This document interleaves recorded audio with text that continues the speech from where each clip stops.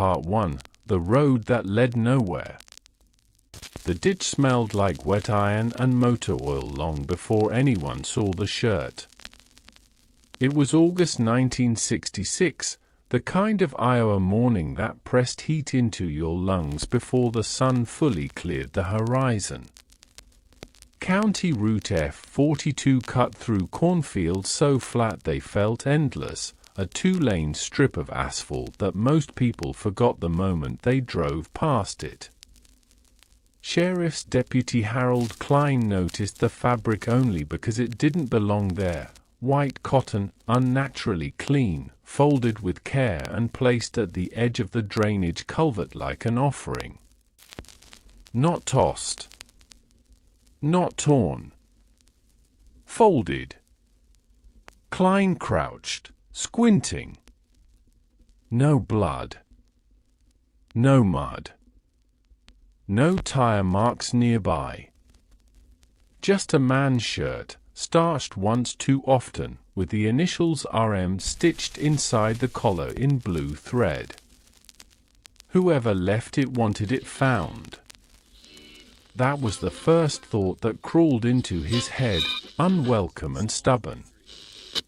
By noon, the shirt sat in an evidence bag on the hood of a patrol car, baking under the sun while farmers slowed to stare. No missing persons report matched it. No accident had been logged on that stretch of road. The county coroner shrugged and called it probably trash with a story attached. The sheriff agreed, mostly because he wanted to. But Klein didn't. He'd seen something like this before, 2 years earlier, across the state line in southern Minnesota. Different road. Different fabric. Same careful placement. Back then, it had been a woman's shoe, set upright on a mile marker like a display window mannequin. The case went nowhere. They always did. By evening, the shirt was logged, tagged, and shelved in the evidence room beside rusted knives and drunk driving reports. Officially, it meant nothing. Unofficially, it felt like the beginning of something that had already been moving for a long time. 8 years earlier, in the fall of 1958, the town of Briar Hollow, Illinois, liked to think of itself as invisible. It had one main street, 2 churches, a hardware store that sold nails by the pound, and a diner that closed early on Sundays. Outsiders passed through without stopping. That was the way the residents preferred it. Quiet towns believed quiet things stayed away. That was the year Alton Greaves Calderon arrived. He came with a Nebraska license plate, a modest paycheck from the State Highway Department, and a name people stumbled over before shortening it to Ultor, reserved. With dark hair kept meticulously parted, Alton spoke with no noticeable accent, though his last name suggested otherwise.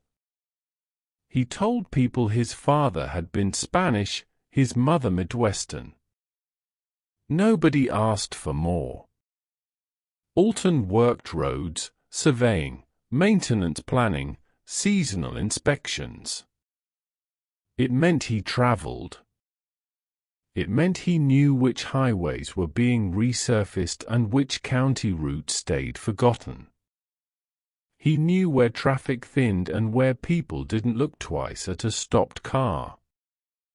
Within a year, he married Maribel Rowe Calderon. Maribel was everything Briar Hollow found reassuring. Soft-spoken. Bookish. She volunteered at the public library and corrected children gently when they mispronounced words. Her hair was always pinned just so, her dresses modest, her smile restrained. People described her as thoughtful, a word that meant you didn't really know her but trusted her anyway. The Calderone house sat just outside town limits, near an old service road that no longer appeared on new maps. It was a practical choice, Alton said. Close enough to work. Quiet enough for Maribel to read. They were polite. Predictable. Forgettable.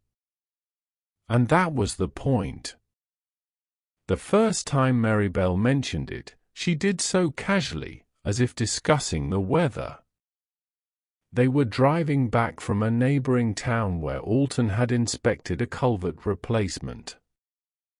The road was empty, corn rising on either side like walls. A man stood near his stalled car, hood up, jacket draped over the door. He looks tired, Maribel said, gazing ahead. Alton slowed instinctively. Probably overheated. Someone should help him. Alton glanced at her. She was watching the road, not the man. Her voice held no urgency, only suggestion. They didn't stop that day.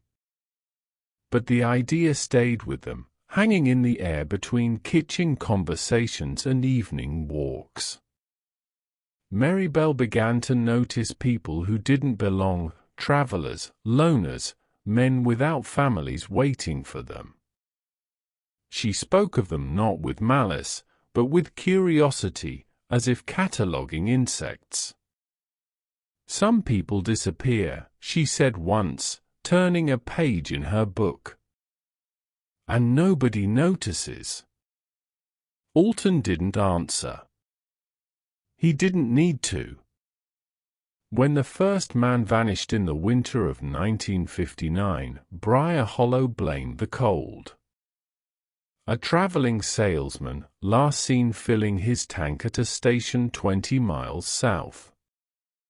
His car was found days later, neatly parked on a gravel turnout, keys still in the ignition. No signs of struggle. No body.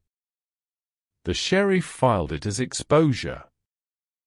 The paper ran a single column on page 4. No one mentioned the folded jacket left beneath a road sign 3 counties away. No one connected it to anything else. And no one yet understood that the road itself had become part of the crime. By the time Deputy Klein stood over the shirt in that Iowa ditch in 1966, for lives had already threaded through the Calderone's careful hands, leaving behind only fragments, fabric, leather, silence. The road had been speaking for years. It just hadn't been loud enough. Part 2. The Man Who Blended In. Alton Greaves Calderone had learned early that the best way to survive in America was to give people nothing to remember. He was born in 1927 in Toledo, Ohio, to a mother who worked switchboards and a father who drifted between seasonal labor jobs before vanishing entirely. The surname Calderone came from the man who claimed paternity long enough to sign a birth certificate and disappear. Alton kept the name because it made people hesitate just enough not to ask questions. Hesitation, he found, was useful. He grew up during the Depression, learned to fix engines before he learned algebra, and discovered that roads had a language. They told you who passed through. They told you who stopped. And, if you paid close enough attention, they told you who would not be missed. By the time he returned from a brief, unremarkable stint in the army at the end of World War II, Alton knew he didn't want a job that rooted him in one place. He studied civil maintenance, took state exams, and ended up with the highway department. It wasn't prestigious, but it offered two things he valued: access and movement. In Briar Hollow, he was known as dependable, quiet, a man who shook hands firmly and didn't linger in conversation. He drank one beer at the VFW hall and left before the second. Women noticed him, men trusted him. Neither group felt compelled to know him. Maribel Rowe was different. She had been born in New Jersey in 1931 to a Puerto Rican mother and an Irish-American father who died young. Afterward, Maribel's mother remarried a school administrator in Illinois, dragging her daughter into the Midwest where accents were ironed flat and emotions kept tucked away. Maribel learned early to listen more than she spoke. She excelled at school but never pushed herself forward. Teachers described her essays as observant, a word that carried admiration and mild unease. She noticed patterns, not just in books, but in people. Who spoke when they were nervous? Who avoided eye contact? Who assumed no one was watching? She met Alton in the Briar Hollow Library, of all places. He was looking for county maps. Old ones. The kind that showed service roads and decommissioned routes. Maribel helped him without asking why. She liked that he didn't explain himself. Their conversations were brief at first, then longer, drifting into shared silences that felt intentional. He asked her to dinner 6 weeks later. She accepted without hesitation. Their courtship lacked drama. No grand gestures. No sudden declarations. It unfolded like a ledger balancing itself. Alton admired Maribel's restraint. Maribel appreciated Alton's absence of curiosity about her inner life. Neither pressed the other for more than what was offered. They married in the spring of 1959. The ceremony was small. The kind that reassured neighbors: modest dress, polite smiles, a cake baked by the church committee. The Calderones moved into the house near the old service road, and life settled into something that looked, from the outside, like stability. Inside, something else was forming. Maribel was the first to articulate it, though she never named it outright. She spoke about people in the abstract, those who took up space without contributing, those who moved through towns leaving disorder behind them. She framed her observations as moral questions, never accusations. Alton listened. He always listened. At night, she asked him about his work. Not the technical details, but the places. Which roads were abandoned? Which towns had lost their industries?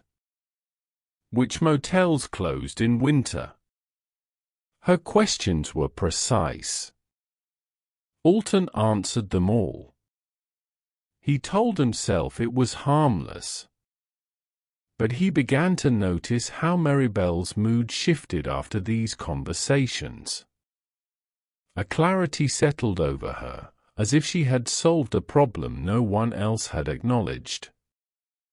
She started keeping lists, books to read, errands to run, routes to take when they traveled together. Alton didn't see the significance then. He liked efficiency. The first time he realized Maribel was guiding him, it came as a quiet revelation rather than a shock. They were driving back from Peria, late evening, the road empty except for a single car pulled over ahead.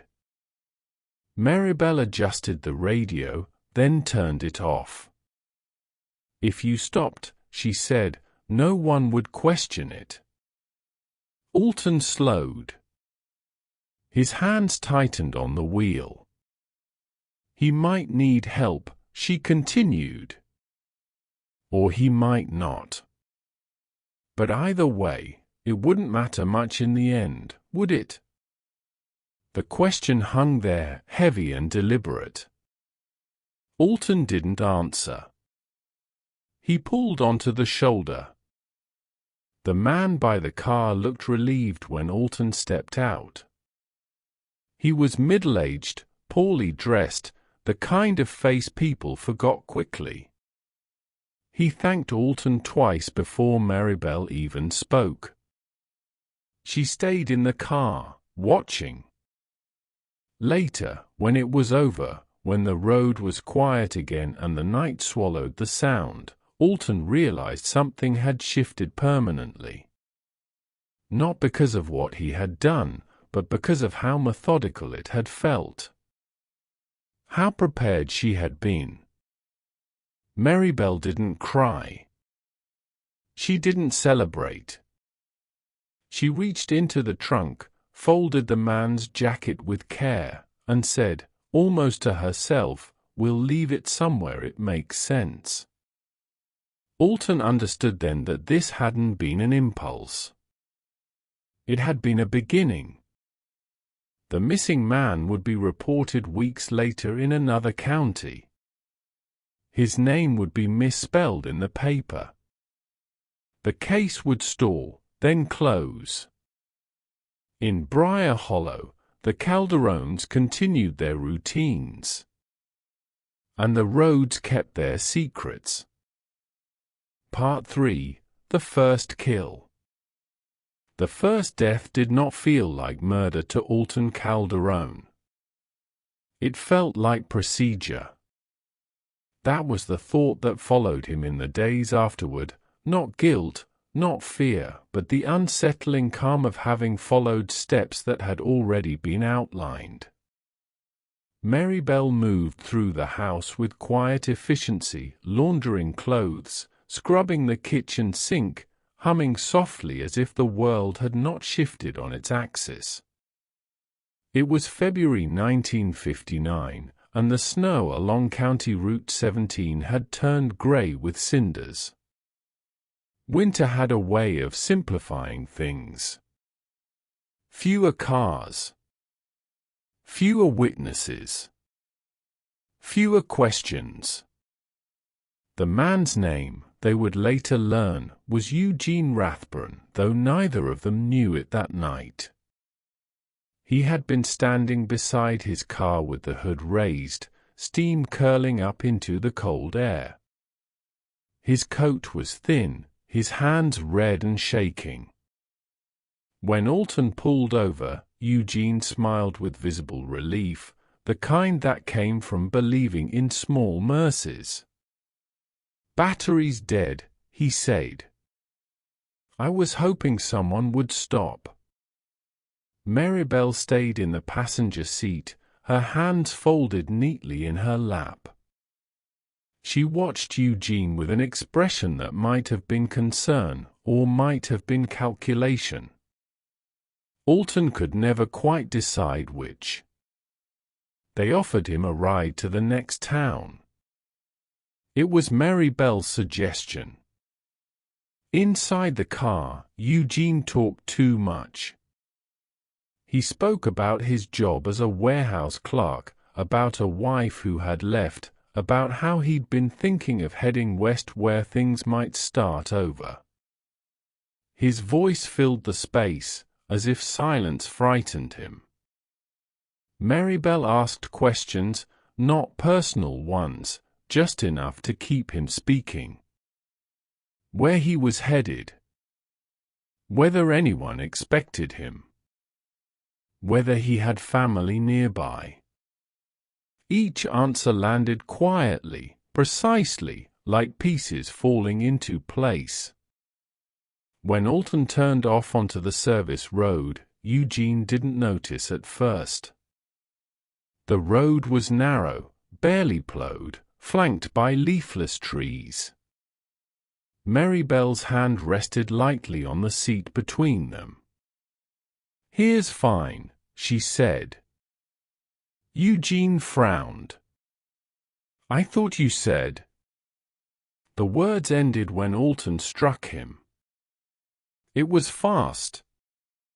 Practiced, though it had never been practiced before. A tire iron from beneath the seat swung with more force than Alton realized he possessed. Eugene slumped forward, unconscious but breathing. Alton's heart hammered. He waited for panic. It didn't come. They dragged Eugene from the car with effort, his body heavier than expected. Maribel directed Alton where to stand, where to place him. Her voice was calm, almost instructional. She handed Alton a length of cord she had brought without explanation. "This will be quicker," she said. The act itself was brief. Ugly, but contained. When it was over, the snow beneath Eugene's body was dark and uneven. Steam rose where warmth met cold. Alton stepped back, shaking. Maribel knelt and closed Eugene's eyes, then removed his coat. "We shouldn't leave him like this," Alton said, his voice hoarse. Maribel nodded. "We won't." They worked together, their movements careful, methodical. They moved the body deeper into the trees, covering it with branches and snow. It was not perfect, but winter would do the rest. Back at the car, Maribel folded Eugene's coat slowly, smoothing the fabric with her palms. "This doesn't belong here," she said. "It should be somewhere visible." Alton didn't ask why. They left the coat beneath a road sign several miles away, positioned so it would be noticed by someone who slowed, or stopped, or looked too long. In the days that followed, Alton waited for something to break. A knock at the door. A name in the paper. A weight in his chest. Instead, there was only silence. Maribel cooked dinner, corrected library catalogue cards, and spoke about nothing out of the ordinary. At night, she slept deeply. Alton lay awake, listening to the sound of cars passing on the distant highway, counting them without meaning to. A week later, a brief article appeared in a neighboring county's newspaper. "Local man missing, vehicle found abandoned." No mention of foul play. No mention of a coat. Alton folded the paper and placed it in the trash. It was Maribel who reframed what had happened. "They won't connect it," she said one evening, pouring tea. "There's nothing to connect." She explained it logically, like a librarian categorizing books. One incident was a tragedy. Two were coincidence. Patterns only existed if someone insisted on seeing them. "If we're careful," she continued, "this will never become a pattern." Alton understood then that she had been thinking far beyond that night. The road. The placement of the coat. The absence of evidence. It was not just about the act, but the aftermath. She wasn't chasing violence. She was managing disappearance. Their second kill came 8 months later, in a different state, under different circumstances. But the feeling was the same. Procedural. By then, Alton had stopped thinking of it as crossing a line. He thought of it as staying on a route that had already been chosen. Part 4. A different method. By the time autumn arrived in 1959, Alton Calderon no longer marked dates by holidays or seasons. He marked them by roads. Iowa bled into Missouri. Missouri folded quietly into Kansas. The State Highway Department rotated his assignments, and Alton accepted every temporary inspection, every overnight survey, every excuse to be somewhere unfamiliar. Marybelle accompanied him whenever she could, packing light, keeping lists of routes and stops that looked, on paper, like the habits of a diligent wife. The second death was nothing like the first. That was deliberate. Marybelle had insisted on it. If it looks the same, she said, someone will notice. People don't notice differences. They notice repetition. They found Harold Pexton outside the town of Elmdale, Kansas, a place with one gas station, a grain elevator, and a post office that closed at noon. Harold was not stranded. He was not asking for help. He was simply there, sitting on a bench near the station, drinking from a paper cup and watching the road as if waiting for it to speak back to him. Marybelle noticed him first. "He's not going anywhere," she said quietly. Alton slowed the car. Harold looked up, offered a vague smile, then looked away again. His clothes were clean but worn thin. No luggage. No car nearby. Marybelle approached him alone. She asked for directions to a county road that did not exist anymore, one Alton knew had been decommissioned years earlier.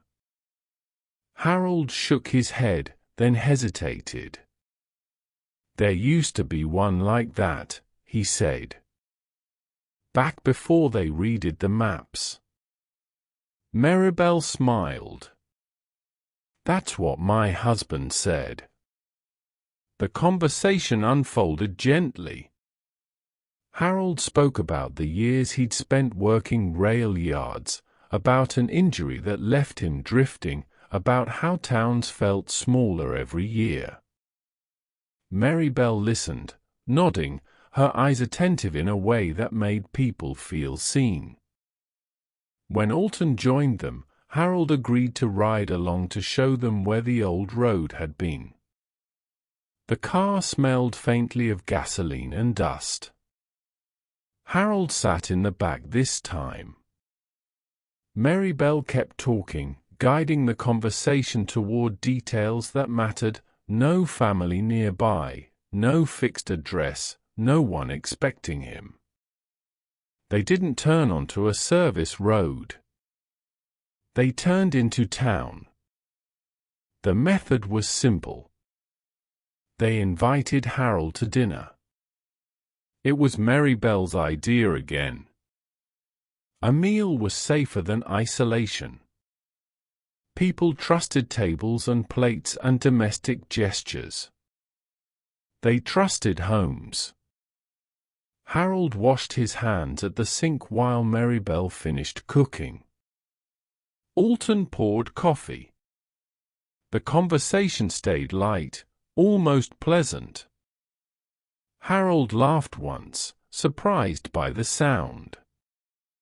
The poison had already been measured. Marybelle had learned about it from a medical reference book she'd requested through interlibrary loan, something tasteless, slow enough to seem like illness, fast enough to avoid intervention. She dissolved it into the stew while Alton watched, his stomach tight, his mind disturbingly calm. Harold complained of nausea halfway through the meal. Marybelle expressed concern, helped him to the sofa, fetched water. Alton stood nearby, silent. When Harold began to sweat, when his breathing turned shallow and irregular, Marybelle knelt beside him and held his hand. "I'm so sorry," she whispered, though her expression never changed. "He died quietly, without spectacle. They didn't hide the body. That was the difference." Alton drove Harold's body to the edge of town, parked near a drainage canal, and staged the scene as best he could. The coroner would later note signs consistent with acute illness. No trauma. No visible struggle. Marybelle placed Harold's hat, a worn felt thing, carefully brushed, on a park bench 3 towns over. Upright. Centered. Visible. "This way," she said, "it looks like a choice." The death was ruled natural. The hat was logged as found property, then forgotten. What unsettled Alton wasn't the act itself. It was how little effort it took to change everything and still arrive at the same result. Different victim. Different method. Different town. Same outcome. Marybelle seemed energized afterward. Not excited, but focused. She began adjusting their routines, altering travel schedules, insisting on longer gaps between trips. She spoke of pacing, of sustainability. "We can't rush," she said. "This isn't about impulse." Alton nodded, though a quiet dread had begun to coil somewhere beneath his ribs. He understood now that this wasn't an extension of him. It was something Marybelle had been carrying long before they met. Months passed without incident. Then, in the spring of 1961, a woman disappeared in northern Missouri. Her car was found near a rest stop. Inside, nothing appeared disturbed. A scarf lay folded neatly on the passenger seat. Alton read the article twice before realizing his hands were shaking. Marybelle noticed. "Still no pattern," she said calmly. But somewhere, far beyond Elmdale or Briar Hollow, a file was opened, thin and unofficial, marked only by a question scribbled in the margin. Why are they leaving things behind? Part 5. The First Mistake. By 1962, the Calderones had learned the rhythm of waiting. Marybelle insisted on long pauses between acts, months, sometimes more than a year. She believed time erased edges, softened memory, and turned fear into rumor. Alton followed her lead, though the silence between killings felt heavier now, not lighter. He found himself listening for things that weren't there, sirens on distant highways, knocks that never came. The third death broke more rules than the first 2. Not by design, but by circumstance. It happened outside Red Willow, a river town in eastern Nebraska that smelled of wet lumber and diesel fuel. Alton had been assigned to inspect a bridge expansion, a legitimate reason to stay overnight. Marybelle came with him, as she often did, carrying a paperback and a notebook filled with lists no one else ever saw. They noticed Clarence Hoyt at the boarding house where they were staying. Clarence was not alone in the world the way their previous victims had been. He drank too much, spoke loudly, and complained about his job at the river docks, but he mentioned a sister in Omaha and a foreman who expected him back Monday morning. Maribel listened with narrowed attention. "He talks too much," Alton murmured later. "Yes," Maribel replied. "That can be managed." That should have been the moment they walked away. Instead, Maribel adjusted.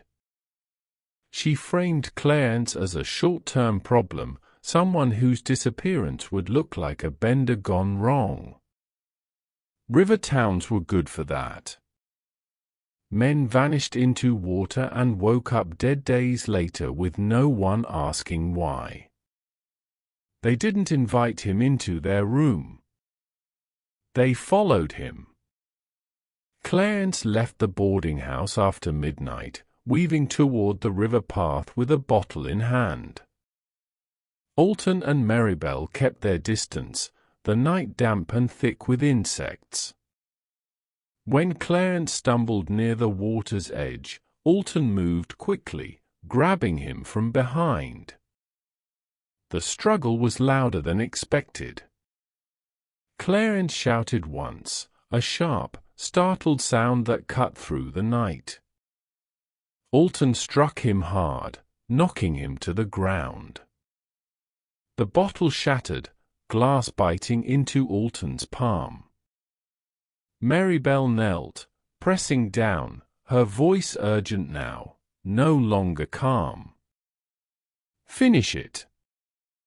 They pushed Clarence into the river. The current was stronger than Alton anticipated. Clarence fought, clawing at the bank, his fingers scraping mud and reeds. Alton held him under, his arm burning with effort. When Clarence finally went still, Alton let go and stumbled back, gasping.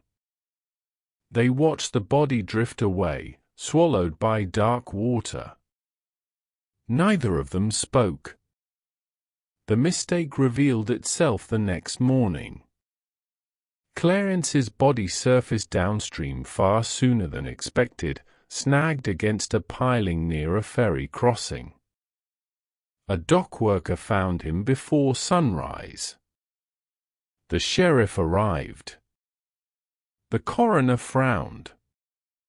There were bruises on Clarence's neck.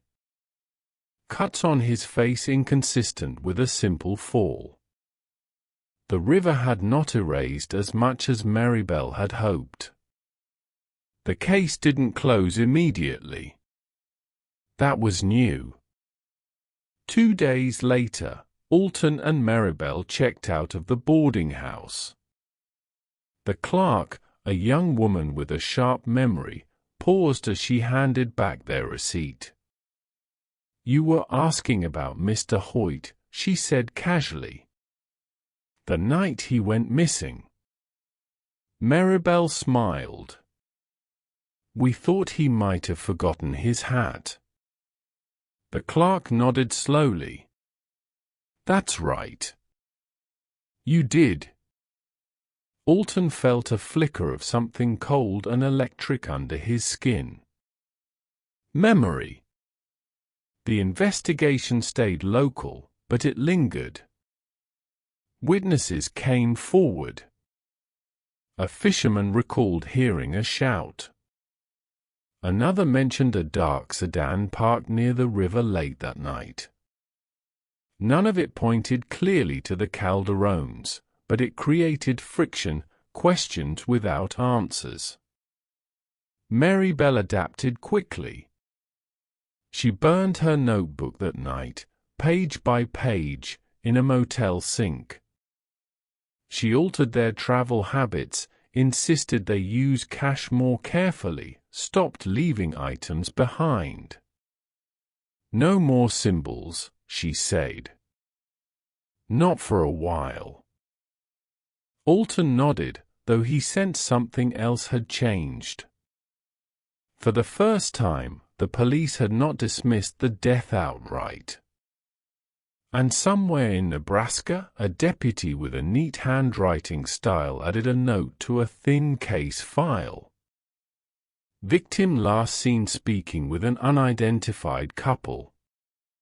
It was the first time the Calderones had appeared on paper as anything more than background noise. They were still free. But the road had begun to narrow. Part 6: A Name for the Fear. The trouble with unanswered questions was that they had a way of finding each other. By 1964, small-town law enforcement across parts of the Midwest had begun to notice a pattern they couldn't quite articulate.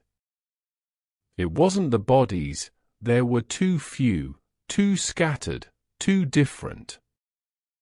It was the negative space around them. The absences that felt curated. The way certain deaths left behind objects that didn't belong, while others left nothing at all.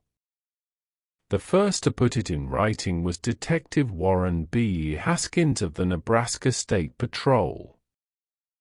Haskins was not a visionary. He was methodical, suspicious of coincidence, and deeply uncomfortable with loose ends.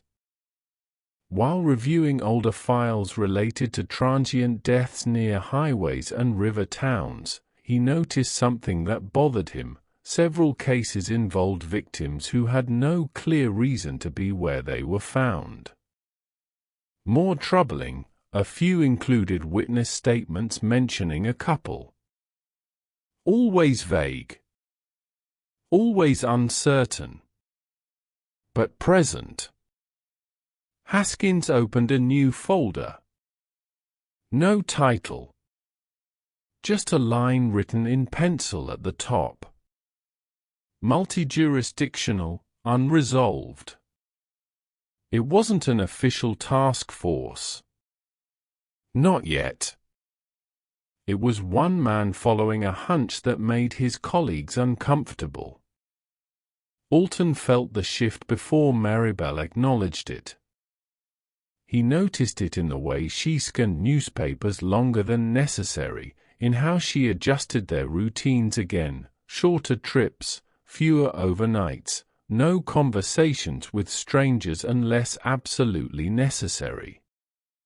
She stopped visiting libraries in unfamiliar towns.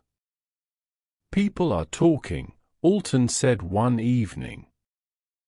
Maribel looked up from the table. People always talk. This feels different. Maribel considered that. Then nodded, slowly. Then we wait. Waiting, however, had its own cost. The silence stretched. Months passed without release. Alton found himself restless, irritable. He began drinking more than one beer at the VFW hall, though he still left early. He dreamed of roads folding into themselves, of signs pointing nowhere.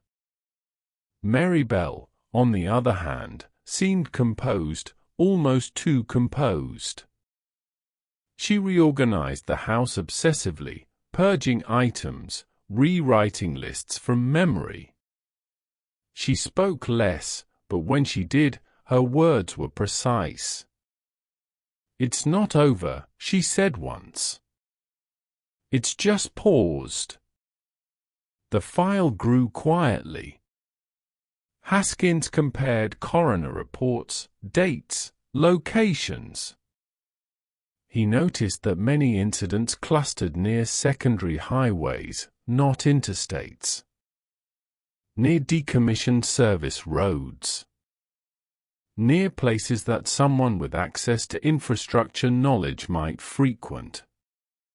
He requested vehicle records tied to highway department employees who traveled frequently across state lines. It was an overreach. He knew it. But it was legal. Most names went nowhere. One did not.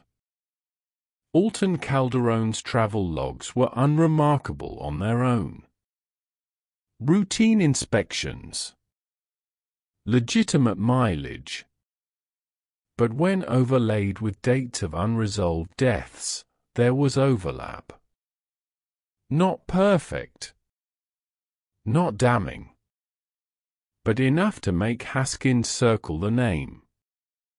The surname stood out. So did the address, just outside Briar Hollow, near an old service road no longer in use. Haskins didn't move yet. He watched. The fourth killing shattered Maribel's restraint.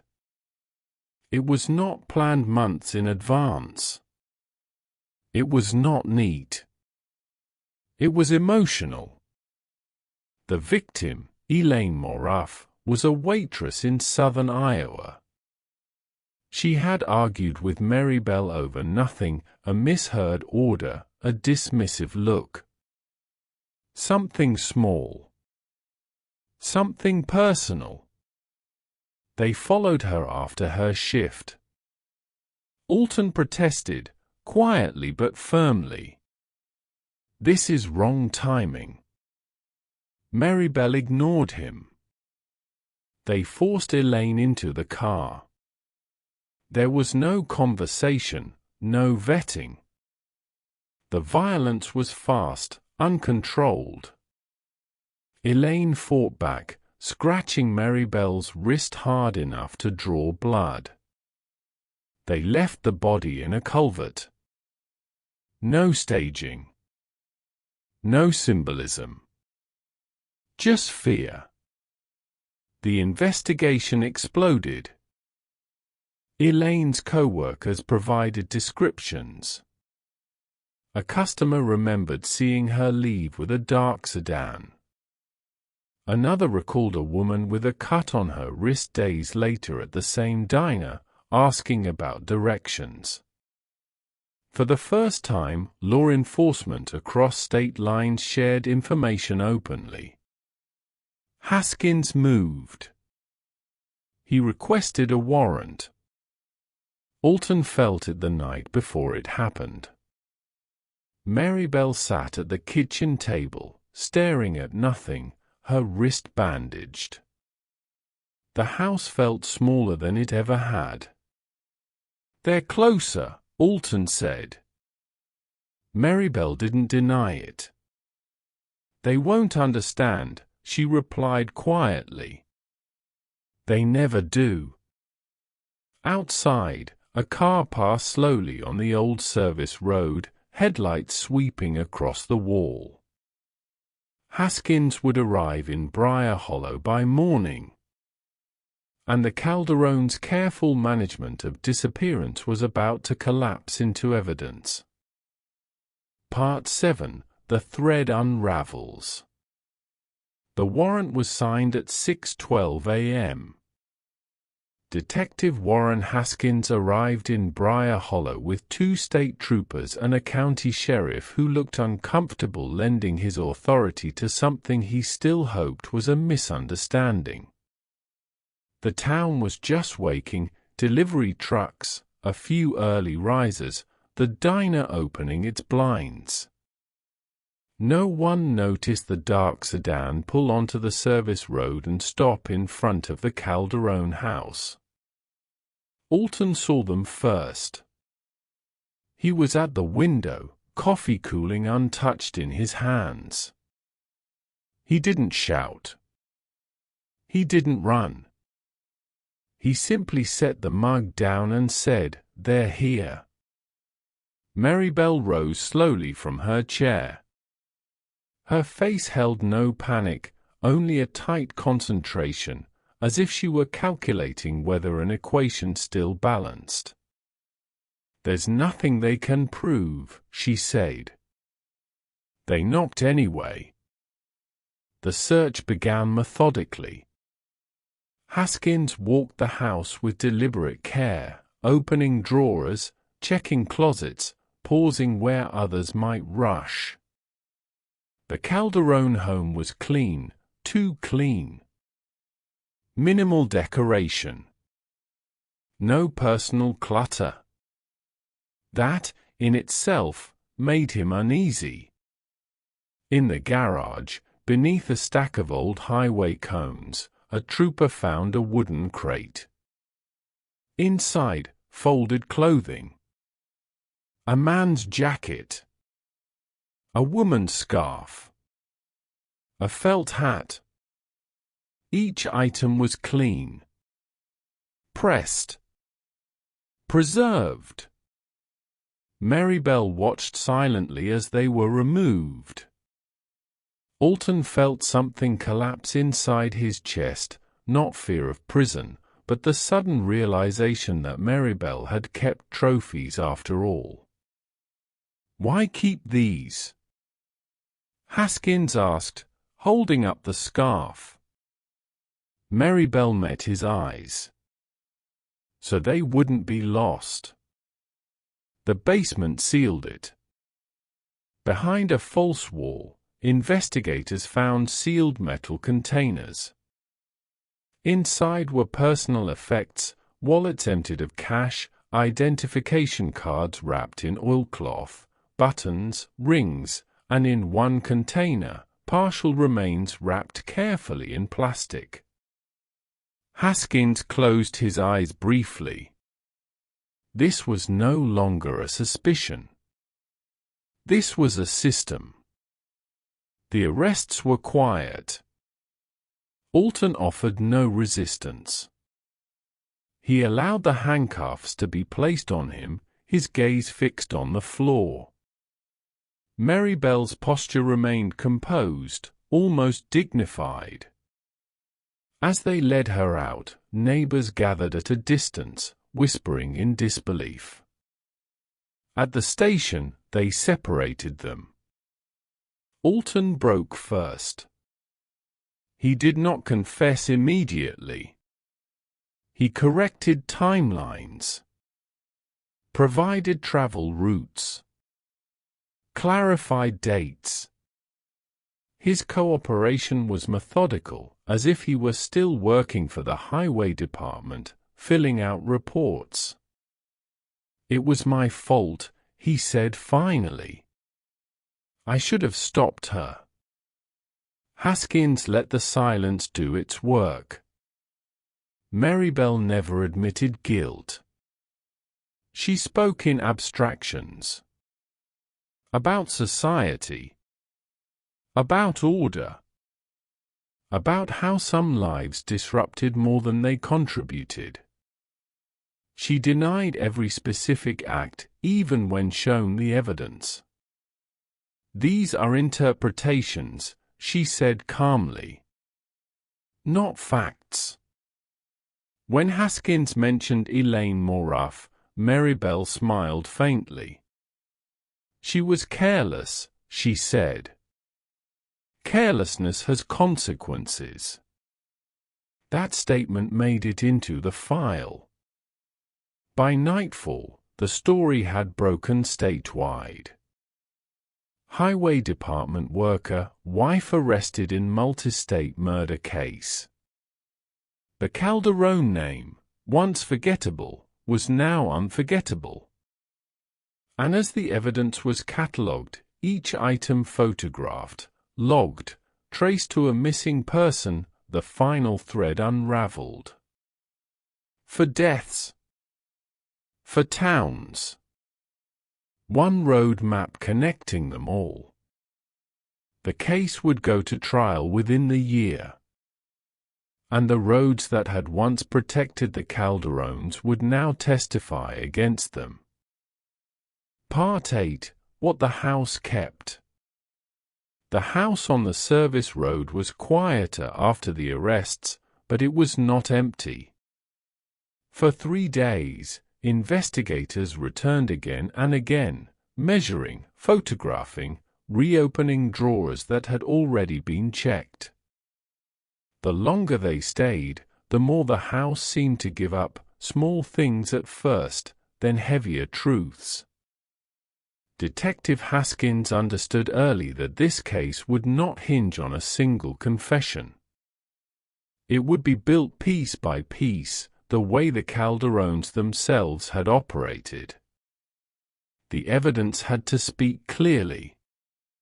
In the garage, beneath the concrete slab near the back wall, a state trooper noticed a subtle change in texture, an unevenness that did not match the rest of the floor. It took hours to break through. Beneath the concrete lay soil that had been disturbed and repacked. They found bones. Not complete remains. Fragments. Wrapped in oilcloth and sealed in metal containers identical to those found in the basement. Dental records would later match them to Eugene Rathburn, missing since 1959. It was the first time one of the victims was fully named. The house had kept him for 7 years. In Maribel's sewing cabinet, investigators discovered a false bottom. Inside were handwritten index cards. Not diaries. Not confessions. Catalogues. Each card contained a date, a location, and a single word describing an item left behind: coat, hat, scarf, shirt. No names. No descriptions of the acts themselves. Just logistics. Haskins stared at the cards for a long time before placing them into evidence bags. She was keeping track, he said quietly. Like inventory. The most damning evidence came from the trunk of Alton's car. Behind the spare tire, wrapped in a maintenance top, officers found a length of cord, a tire iron with traces of old blood, and a folded road map. The map was marked with pencil dots, so faint they might have gone unnoticed, clustered around secondary highways and abandoned service roads. One dot sat near the culvert where Elaine Murrah's body had been found. Alton had drawn the map. The chase, in the public imagination, lasted weeks. In reality, the Calderones never ran. They were already contained. What followed was pressure, quiet, sustained, procedural. Alton was confronted with the names. With photographs. With the objects Maribel had preserved so carefully. He wept once, briefly, when shown Eugene Rathburn's identification card. Then he nodded and began answering questions again. Maribel did not react. When shown the index cards, she corrected a date. The case expanded. Missing persons from Illinois, Kansas, Missouri, Nebraska, and Iowa were re-examined. Not all could be conclusively linked, but four stood solidly within the Calderones' reach. Four were enough. The prosecution didn't need more. The indictment was handed down in October 1966. For counts of first-degree murder. Multiple counts of kidnapping. Conspiracy.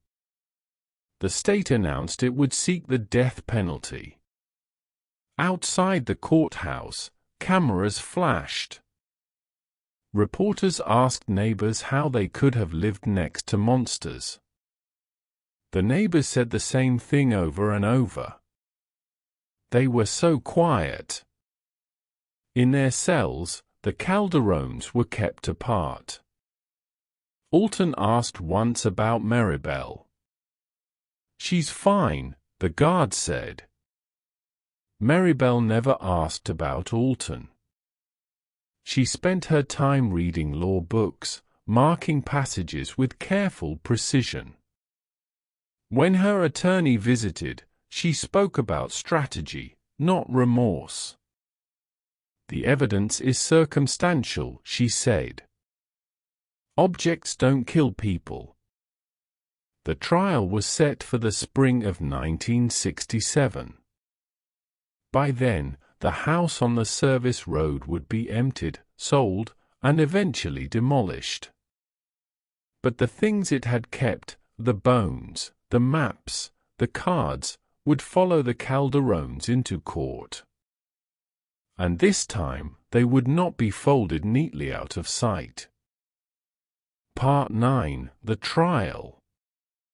Spring 1967 in Des Moines, Iowa, carried a chill that lingered despite the sunlight. The courthouse loomed over the street like a silent jury itself, brick and limestone heavy with authority. Reporters filled the sidewalks, neighbors craning their necks to catch a glimpse of the Calderones as they arrived, handcuffed, flanked by officers. Cameras flashed, printing grainy black and white images that would circulate across state newspapers for months. Inside, the courtroom smelled of polished wood and paper, a mix of nerves and civility. Alton sat in the defendant's chair, slumped but composed, his hands folded, gaze fixed on a point beyond the judge's bench. Maribel sat beside her attorney, unreadable. Her expression had become her shield, the faint crease of her brow the only hint of acknowledgement that she understood the weight of what had been brought against her. Opening statement set the tone. The prosecution's voice was deliberate and unwavering. They described the pattern first, then the victims, then the Calderones' carefully curated evidence, the folded clothes, the scattered personal effects, the index cards, the map with pencil markings connecting towns and victims. Every detail was framed as methodical, premeditated, and coordinated, a chilling demonstration of control. The prosecutor emphasized the span of years, the consistency, and the geographic reach. "They left a trail," he said, voice firm. But it was a trail only a killer would leave. The defense argued differently.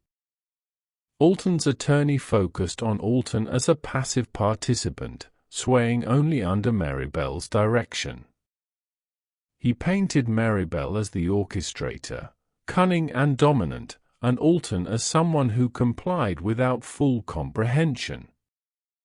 Maribel's attorney argued the lack of eyewitness evidence, the circumstantial nature of much of the material, and the possibility of misinterpretation of actions and objects left behind. They insisted that Maribel had not committed violence, only handled objects after the fact. Maribel listened to every argument with the same calm detachment that had defined her life, correcting her attorney quietly on certain dates during breaks. She did not speak directly to the court herself until late in the trial, choosing precision over emotion. Witnesses took the stand. A former co-worker of Eugene Rathburn described the missing man's routine, corroborating dates and locations. A dock worker who had found Clarence Hoyt's body detailed injuries inconsistent with a simple fall. Forensic experts testified about the trace evidence, fibers, blood, and bone fragments matching missing persons. Law enforcement officials explained the methodical mapping, the use of vehicles, and the geographic coordination, establishing pattern and intent. Each piece, though small alone, accumulated into a mosaic of inevitability. The prosecution highlighted the pattern of object placement, the folded jackets, hats, and scarves. They argued that these were not mere trophies or absent-minded preservation. Each was deliberately staged, meant to manipulate discovery and confirm control over life and death. Maribel remained calm during these revelations, sometimes smiling faintly at the meticulous reasoning, as if admiring a puzzle she had constructed herself. Alton, however, stiffened each time a victim was referenced.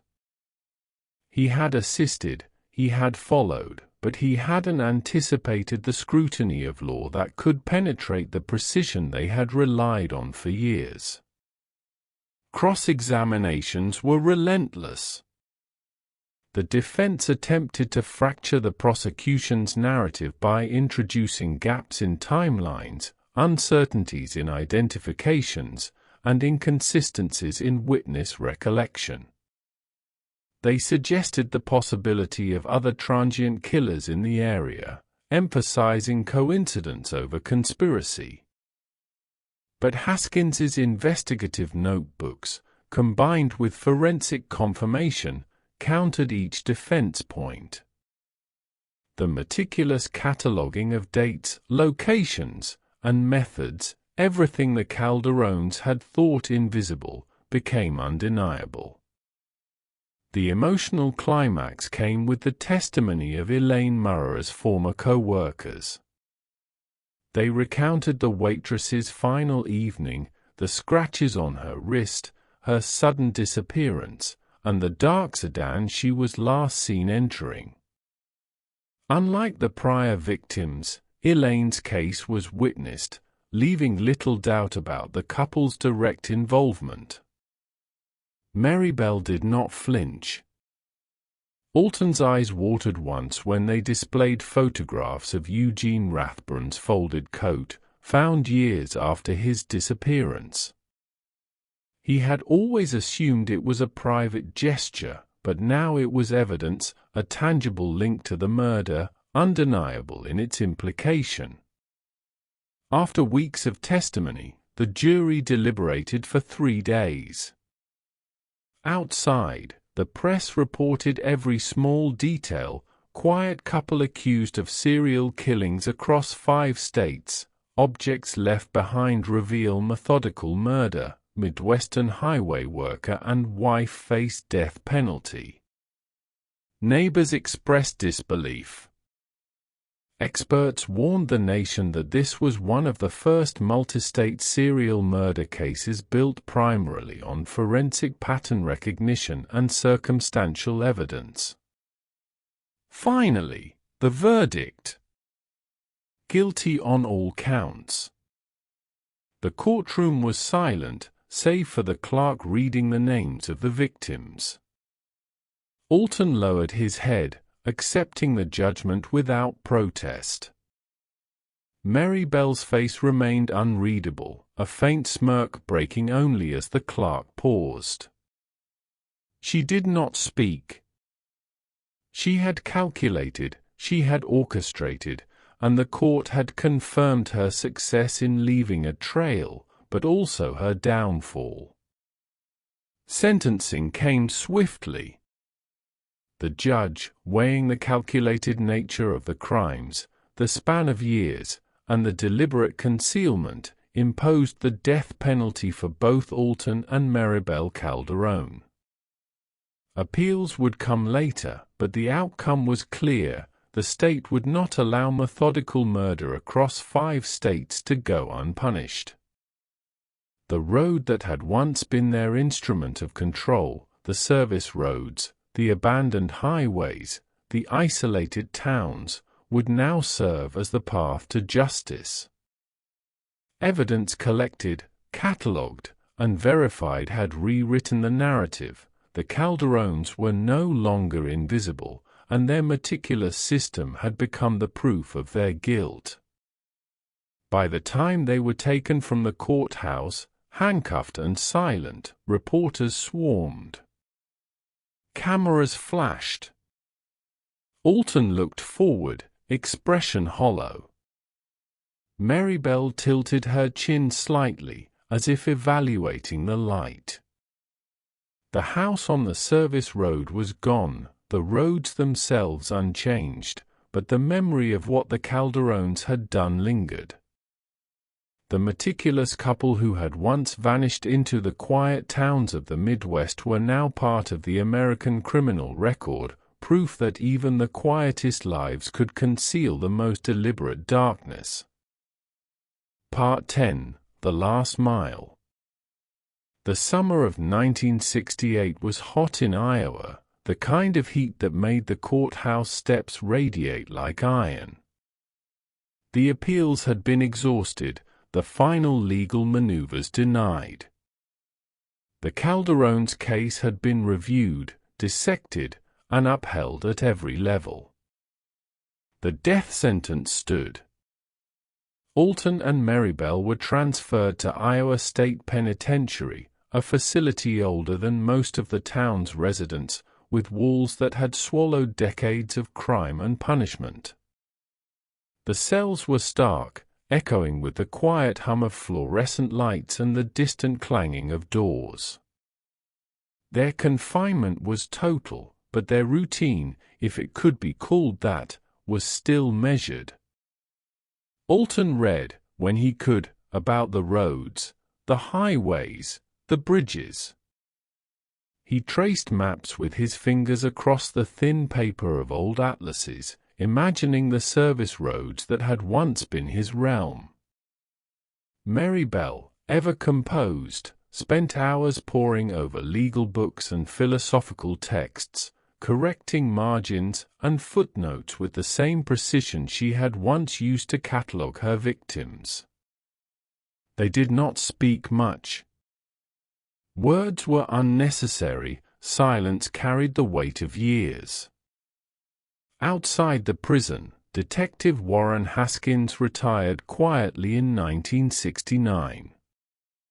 He had been called to testify multiple times, had reconstructed events for federal authorities, and had lectured at law enforcement conferences about the Calderone case. In the quiet of his study, Haskins reflected on the trail the couple had left behind. The folds of a coat, a scarf draped over a bench, a map marked with tiny pencil dots. Each small, deliberate act had been their undoing. The case became a reference point for criminal investigation across the Midwest, the first widely publicized multi-state serial killer case solved primarily through pattern analysis, witness triangulation, and forensic cataloging. Inside the penitentiary, final days crept forward slowly. Alton spent hours staring out of his barred window at the gray horizon, remembering the quiet roads of Briar Hollow, the service road outside his house, the stretch of river near Red Willow. Every memory was layered with what he had done, but also what he had allowed Maribel to orchestrate. Maribel remained unreadable until the very last day. When a guard approached to escort them to the execution chamber, she lifted her chin slightly, measured the light through the window, and gave the faintest nod, as if confirming that even this final mile was predictable, methodical, and entirely under control. The execution itself was swift and final. Alton went first, quiet, accepting, almost resigned. Maribel followed. Neither screamed, neither wept. Their faces, pale under the bright lights, showed no repentance, only an almost clinical acknowledgement of the consequences. Outside the penitentiary, the press filed their stories. Calderones executed for serial murders across 5 states, quiet couple met justice, the roads they loved became their last mile. The towns remembered them differently. Briar Hollow recalled the quiet couple who smiled politely at neighbors, never drawing attention. Red Willow whispered about the woman with the calm eyes. Elmdale kept the memory of hats and coats found along service roads and benches. But the roads themselves remembered everything. The snow-dusted service roads, the abandoned highways, the riverside culverts, they bore silent witness to the meticulous sequence of events, each act catalogued in the dust and gravel, folded into the rhythm of small-town life.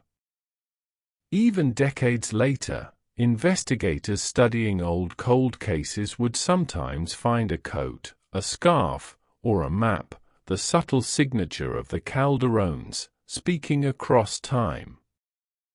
Maribel and Alton Calderone were gone.